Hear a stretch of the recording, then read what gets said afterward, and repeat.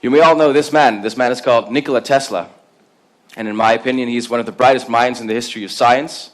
And he has worked on technologies which not only harvest electricity from the vacuum of space, but also to transmit it wirelessly across the globe for everybody to use freely. And just to quote him here, electric power is everywhere in unlimited quantities and can power the world's machinery without the need for coal, oil, or gas. Isn't that amazing?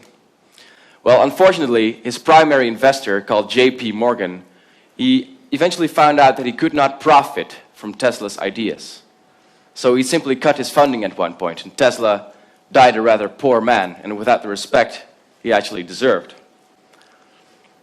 Now, this is just a list of people who have worked on similar technologies, if you're interested and want to do your own research, and I'm just going to name 2 more examples of this list. Next is that of Stanley Meyer. You may all know of the possibility to run your car on hydrogen gas. You got the combustible mixture of oxygen and hydrogen. You burn it, it leaves you with excess power to run your car, and the byproduct of just tap water, H2O. Well, Stanley Meyer actually found out a way to use tap water as a fuel source by hitting the water molecule at its resonant frequency and thereby very effectively splitting the water in hydrogen and oxygen. And with this, he built a dune buggy with which he could drive from the east to the west coast of the United States on just 1 full tank of water. At one point, unfortunately, he went out to dinner with his investors. Yes, again, investors. And after sipping his cranberry juice, he grabbed his throat. He bolted out the door of the restaurant. He dropped to his knees and cursed that he had been poisoned. And this sounds like something straight from a movie, right? But it's actually real, and you can look up the details yourself. I'll just give one more example, that of an actual working device, currently in Switzerland. And to all you electrical engineers, this may resemble an electrostatic Wimshurst machine.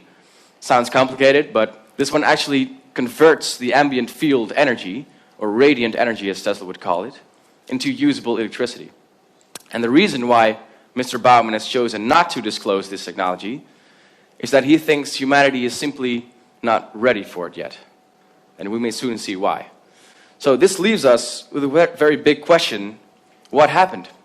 Why are we not driving in water-fueled cars? Why are we not receiving electricity from the atmosphere or the vacuum of space freely? Peter Lindemann is an authority on the radiant energy Tesla was talking about, and he proposed 4 forces, actually. And the first being the banking system. And I know what some of you may think: oh, here comes that guy with that Illuminati conspiracy theory. No, we're going to leave that behind.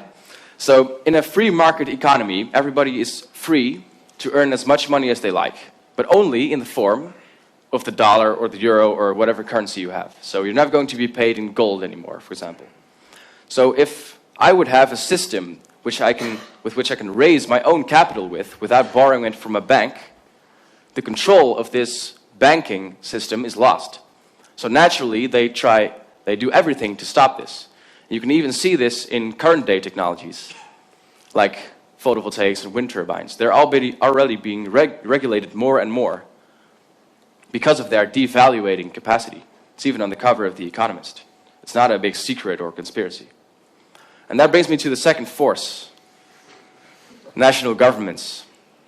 Because governments found out that the true policy that actually works is called an eye for an eye. So it's constantly jockeying for influence in world affairs, and it's survival of the fittest, basically. So imagine when one nation or one party in another nation achieves the ability to generate their own power. The balance of power literally shifts from the government to that other nation or party within that nation. And everybody will want this technology, and at the same time, everybody will want to prevent the other from getting it. So to prevent this chaos, governments do something smart.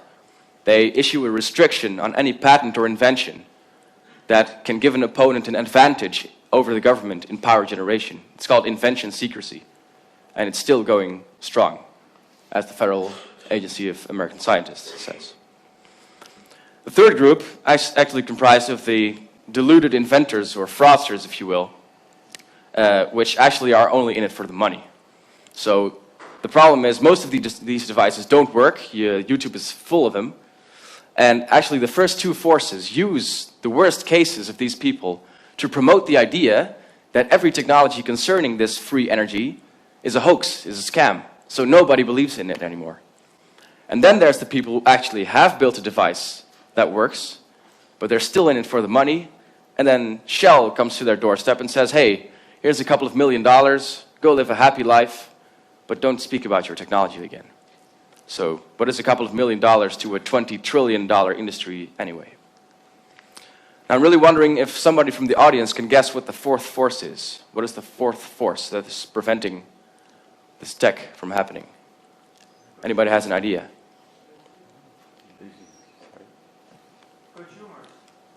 Consumers. Exactly. It's all the rest of us. It's you and me. Because you see, in the incentives and the motives of the first three forces, they seem so selfish and so narrow. But in reality, we share those same motives. These forces are literally just different aspects of the same problem. It's a human one. It's the greed, and it's the fear of competition, and it's that want for power. So in the end, I believe that this revolution, it has to happen within our lifetimes. And either it goes horribly wrong, and we destroy ourselves in the process, or we as a people choose the green transition. And we can nowadays, because we have the internet to form a critical mass and spread the information, as opposed to, let's say, 20 years ago. So that's why I challenge you all to do your own research into this subject, if you are interested, and spread the word. Because it is up to us to develop this technology that is already there. And the first three forces are not going to help us with this. And I would like to close with this. The true basic need of every human, I don't think it's water, it's not food, and it certainly is not money. I think it's energy. And that is why my hope for the future is a world in which energy is free for everybody. Thank you very much.